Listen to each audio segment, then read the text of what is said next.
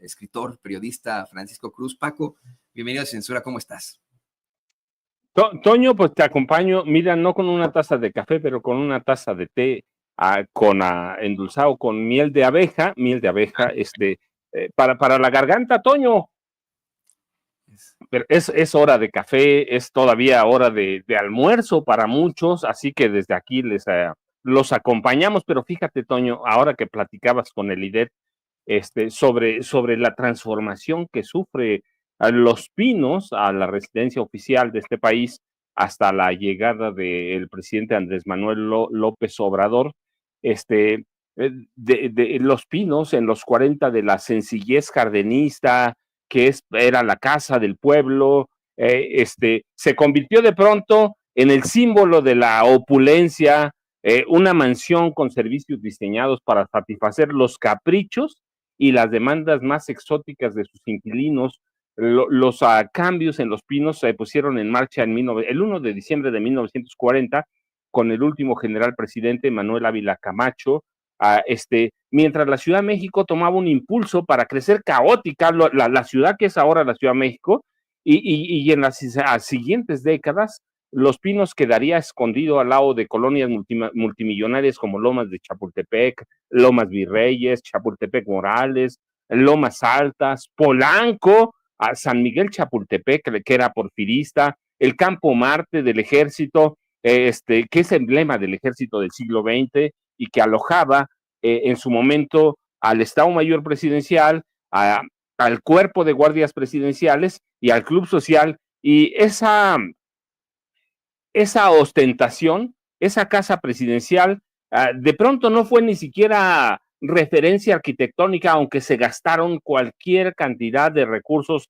para reconstruirla, construir nuevos espacios, preparar algunos otros. No fue nada, ni siquiera una referencia administrativo-financiera, ni de creatividad, no era ni artística, ni cultural, pero era la zona más vigilada del país, protegida siempre hasta noviembre de 2018 por docenas de soldados élite, de marinos navales, que eran celosos guardianes de los secretos. En 1983, yo todavía recuerdo cuando era niño, fíjate, la época de los dinosaurios, en 1983 mandaron cerrar el tránsito a la calle que lo atravesaba Molino del Rey. A mí todavía me tocó pasar por ahí, atravesarlo con mi papá, con mi mamá. En esa mansión,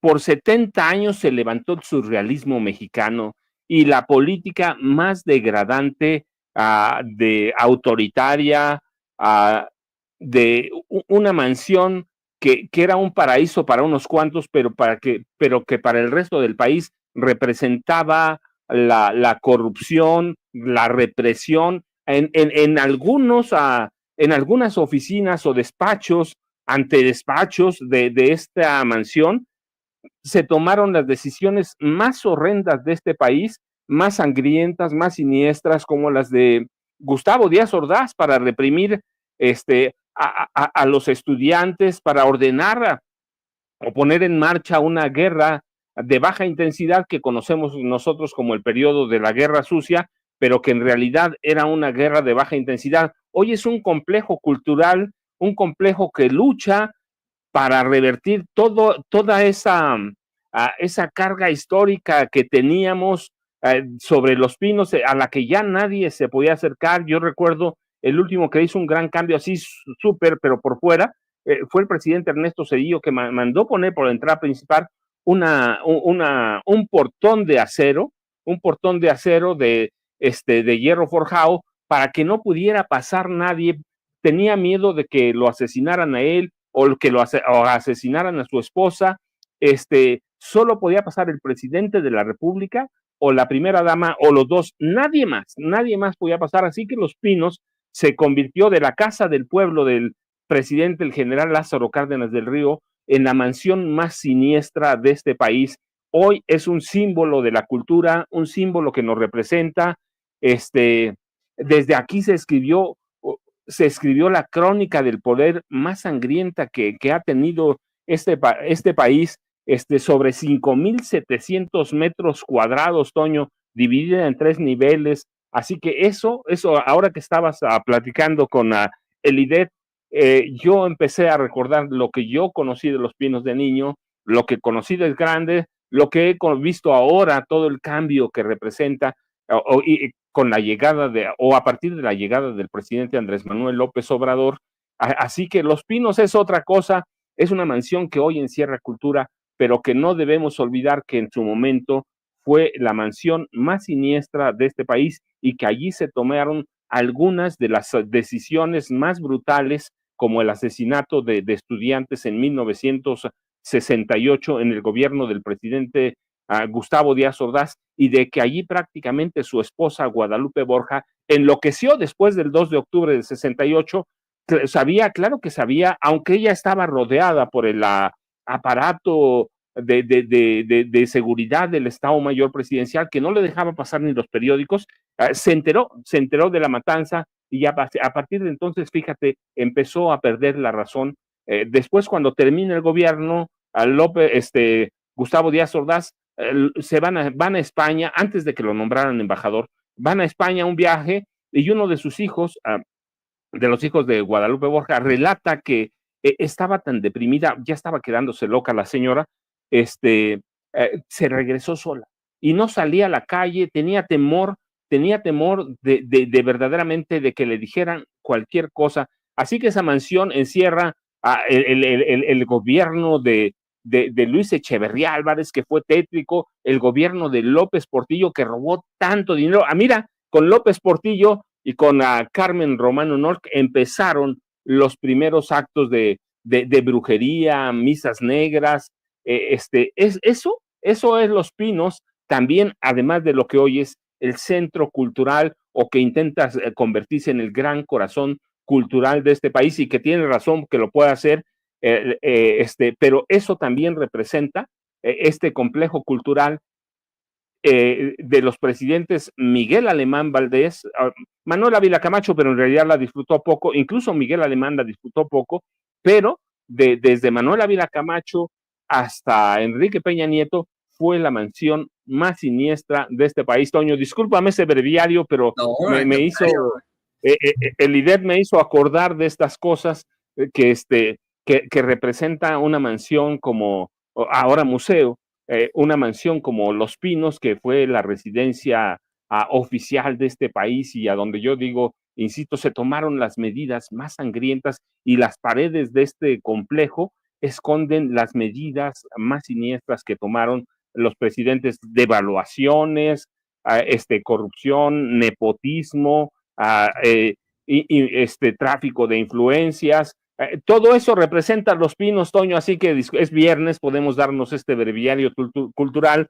Sé que hay mucha información, pero la verdad es que también esto es informativo, porque por el giro que le dio el presidente Andrés Manuel López Obrador, hizo, no olvidar, porque no debemos olvidarlo, pero sí cambió de sentido lo que debe representar un complejo presidencial en cualquier país, no solo en este, Toño. Así que eso, Los Pinos, y yo lo estaba viendo, Toño, y lo estaba disfrutando ese cambio, pero además hay que decirle, mira, aún con todo eso, la magnificencia de Los Pinos no era comparable a las mansiones del general Manuel Ávila Camacho, ni a la del presidente Miguel Alemán Valdés. Esos eran palacios. Los Pinos era la casa chica, por llamarle de alguna forma. Los palacios eran los de Manuel Ávila Camacho, que todavía sobrevive una parte, la mansión de Miguel Alemán Valdés, que también sobrevive en una parte, y Los Pinos era su casa chica, en realidad su casa de recreo, su casa para pasar 6 años ahí, pero su casa para robar, para planear los atracos, para depredar este país. Hoy es otra cosa, Los Pinos, y de eso debemos sentirnos como orgullosos de que se represente parte de lo que es toda la riqueza cultural de este país, Toño. Por eso que Lidet decía que qué interesante que en este sitio donde entraba puro taurino, ahora está puro antitaurino, ¿no? Ese es el triunfo del pueblo.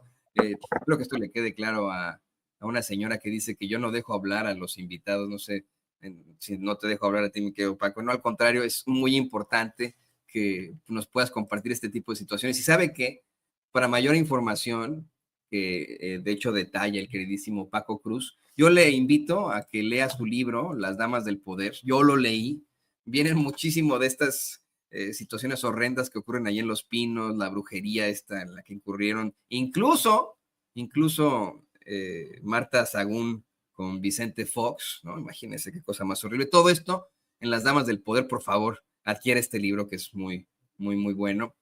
Ahí en Los Pinos también, recuerde usted, se fraguó el desafuero del presidente Andrés Manuel López Obrador, nada más y nada menos que con un ministro presidente de la Suprema Corte de Justicia. Ahí lo fraguó Vicente Fox, con este ministro que se apellidaba, que era pues el nieto o algo así de un gran escritor, de Mariano Azuela, ¿no? Imagínese usted. Y también una serie de situaciones horrendas que en algunas otras investigaciones periodísticas aseguran habría llegado allá hasta Los Pinos miembros del crimen organizado para reunirse con pues, otros presidentes. Pero pues esto corresponde también a una traición, querido Paco. ¿Qué te parece?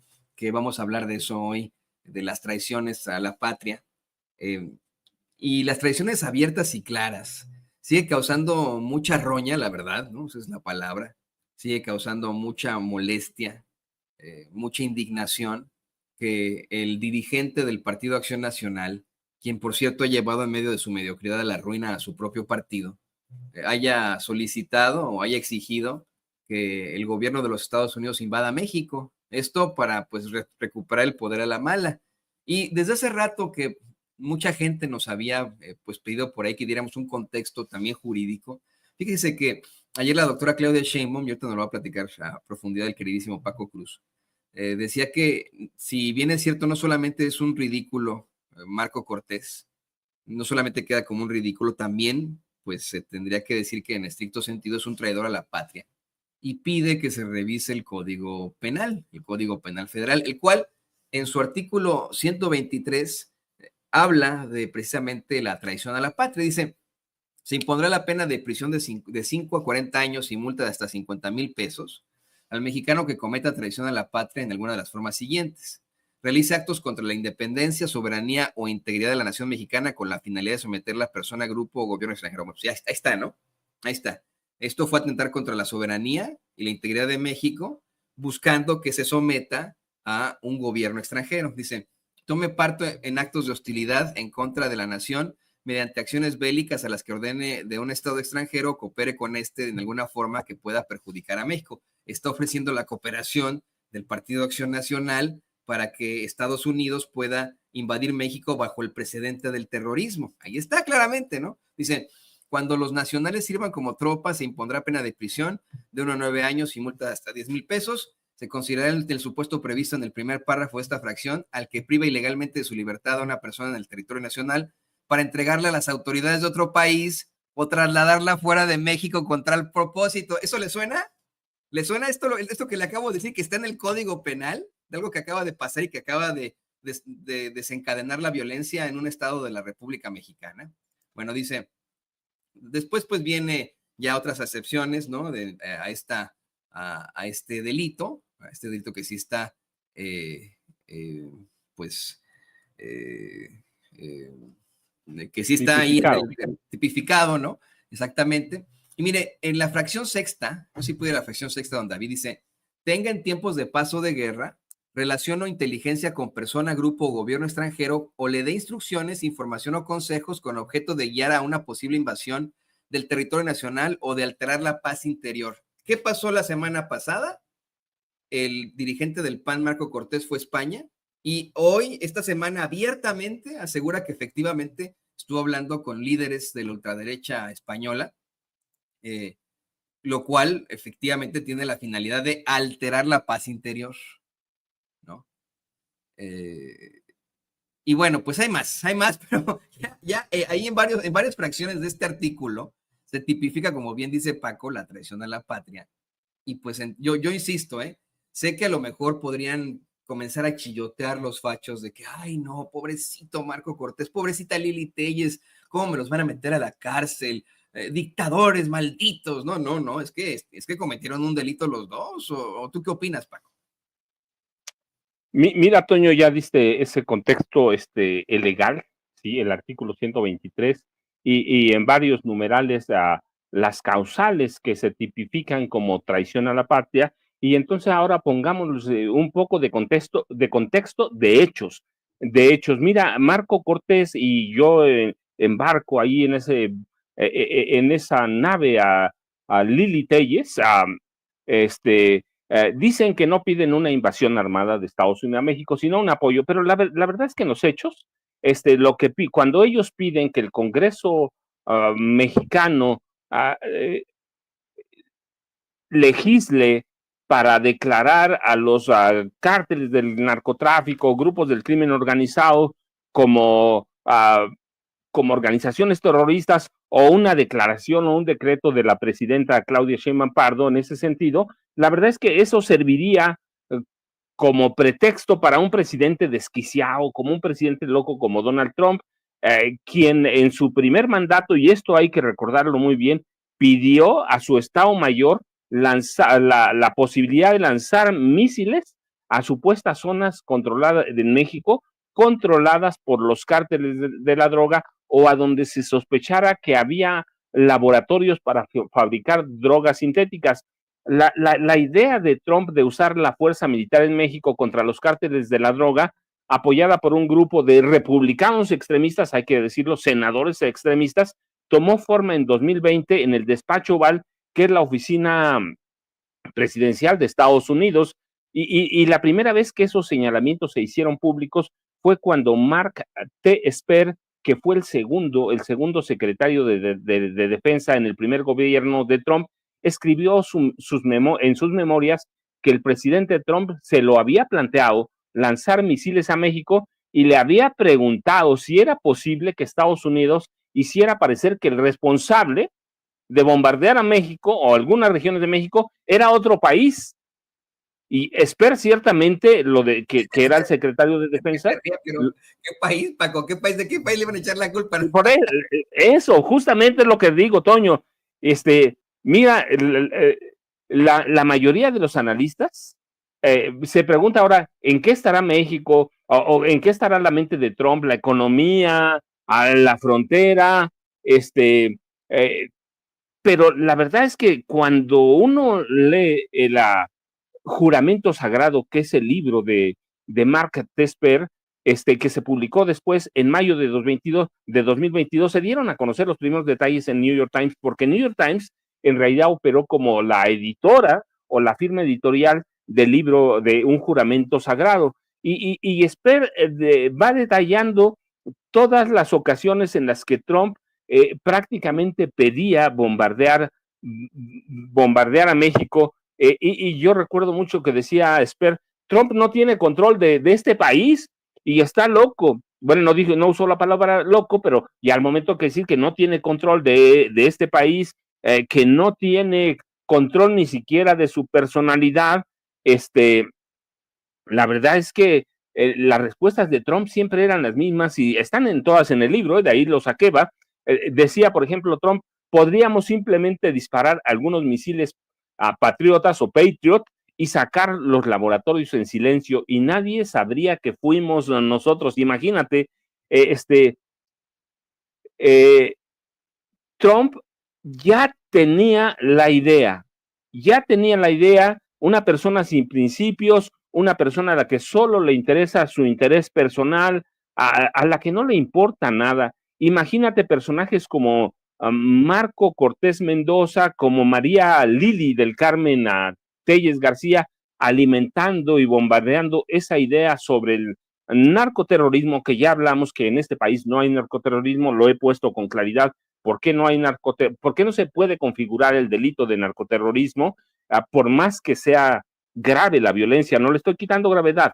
Lo que estoy diciendo que son conceptos distintos, el narcoterrorismo, el terrorismo. Yo expliqué cómo, por ejemplo, en los 80, Colombia sí tenía narcoterrorismo porque Pablo Escobar Gaviria, Carlos Leder, Gonzalo Rodríguez Gacha, que eran las cabezas muy visibles del cártel de Medellín, tenían un proyecto y un programa político para apoderarse del Congreso. Detallé incluso que Pablo Escobar Gaviria era congresista, por lo menos un año y medio fue congresista, y cómo eran los bombazos, el número de muertes, la forma de aterrorizar, y platiqué la diferencia con el terrorismo, por ejemplo, peruano, de Abimaez Guzmán a través de Sendero Luminoso, que en los hechos declaró una guerra al Estado peruano.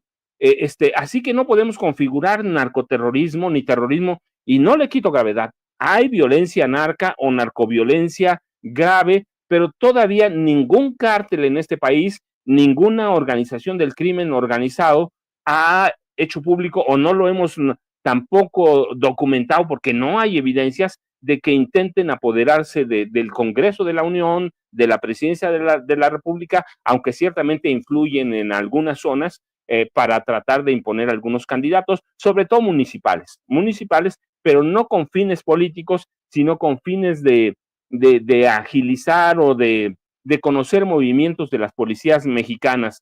Así que hay narcoviolencia, pero imagínate tú con personajes como Marco Cortés, a Lili Telles García, empezando a montarse en esa narrativa, y esto seguramente le llega a personajes extremistas como ¿quién? El gobernador de Texas, Greg Abbott, que es otro loco, clasista, racista, xenófobo, o el de Carolina, Ron DeSantis, de Florida, Ron DeSantis, que es igual, tipo racistas, o imagínate a Lindsey Graham, que es el senador por Carolina del Norte, y aquí añado otra cosa. Mira, tú recuerdas que en 2021, 2022, a Lindsey Graham, sin presentar ninguna sola evidencia, acusó al gobierno mexicano de permitir que grupos del crimen organizado hubieran tomado el control de diversas partes del país, y a esta narrativa se montaron personajes, pero de cualquier calaña, cualquier número de periodistas que odiaban a López Obrador sin presentar evidencias, se presentaron, y mira, todavía recuerdo en 2023, y a esto se montan personajes como Marco Cortés y como Lili Telles. En marzo de 2023, Graham presentó una iniciativa conocida como Ley Narcos, que buscaba designar a 9 cárteles mexicanos como organizaciones terroristas extranjeras, a fin de permitir que fueran perseguidos en territorio mexicano con el uso de las Fuerzas Armadas. Yo recuerdo que Graham, con otros 9 senadores suyos, compañeros republicanos extremistas, proponían y alertaban que al designar como terroristas a los cárteles mexicanos, se autorizaba la llamada jurisdicción extraterritorial, es decir, permiso a Estados Unidos para atacar y enjuiciar a ciudadanos extranjeros en su país, es decir, en nuestro país, involucrados con los cárteles o sospechosos de participar a los cárteles. Para atacar a los cárteles, la iniciativa proponía usar todos los instrumentos del poder nacional de Estados Unidos, incluidas las actividades diplomáticas, es decir, íbamos a tener o tendríamos embajadores espías, y prácticamente todos los agentes enviados de otras organizaciones serían espías. Y esta propuesta trataba de empatar a los cárteles mexicanos para igualarlos a las organizaciones como ISIS, como Al-Qaeda. Los cárteles eran Sinaloa, Jalisco Nueva Generación, del Golfo, los Zetas, del noreste era el cártel de Juárez, cártel de Tijuana, los Beltrán Leiva, la familia michoacana, a la que denominaban también caballeros templarios, y ya había esta iniciativa, daba o proponía crear una especie de centro nacional de contraterrorismo para atacar a México. Es decir, imagínate a estos dos personajes, Marco Cortés Mendoza, Lili Telles, alimentando esto, o lo retoman ellos de ahí lo retoman ellos también, y esto configura algunos de los delitos que tú leías del artículo, que es el 123.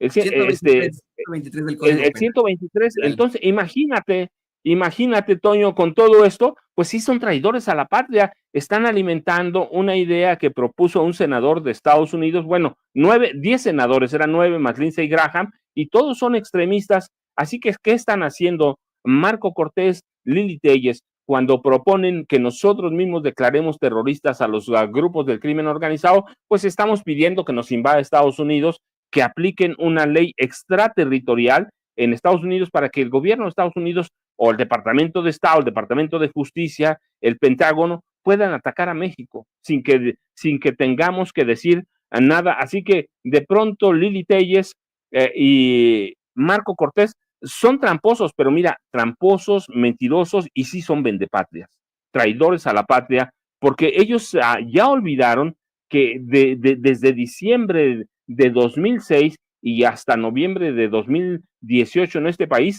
había una violencia propiciada por los presidentes Calderón y Peña, muy parecida a una guerra civil en varios estados, y nunca, Toño, ningún panista, ningún priista pidió que Estados Unidos viniera a atacar a estos grupos que sí tenían una especie de guerra civil, y en 2015, mira, un índice llamado de Paz Global que elabora el Instituto para la Economía y la Paz señaló que México era el 2015, gobierno de Peña Nieto, herencia del gobierno Calderón, México era el país más violento de América Central y el Caribe y el segundo en todo el continente, y nunca ningún congresista, ningún diputado ningún federal, ningún diputado, ningún senador del PAN y del PRI pidieron que se declarara a este país, a esas organizaciones, como grupos terroristas. Incluso, mira,